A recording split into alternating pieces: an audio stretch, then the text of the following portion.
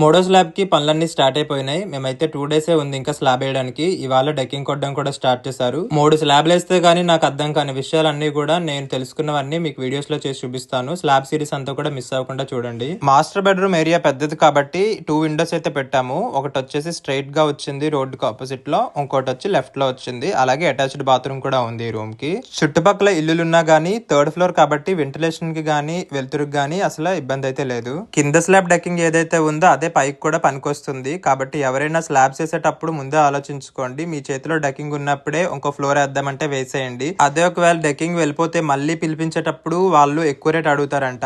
Second tip, decking కొట్టిన తర్వాత concrete tape must and should గా వేయించుకోండి. వాళ్ళు వేయకపోయినా ఒక 100 రూపాయలు ఉంటుంది టేప్, కొనుక్కు తెచ్చుకోండి. ఇక్కడ లింక్ ఇస్తాను, ఖచ్చితంగా మీరైనా కొని వేయించుకోండి. ఎందుకంటే వైబ్రేటర్ పెట్టేటప్పుడు జ్యూస్ అంతా కిందకి వెళ్ళిపోతే లాస్ట్ కి పిక్కలు తేలి మీకు లీకులు రావడానికి అవకాశం ఉంటుంది. ఫైనల్ స్లాబ్ కాబట్టి ఇలాంటి లీక్స్ నుంచి ప్రివెంట్ చేయడానికి డాక్టర్ ఫిక్స్ టేపించాను. దీన్ని ఎలా కలపాలో నెక్స్ట్ వీడియోలో చెప్తాను. సబ్స్క్రైబ్ చేసుకోండి.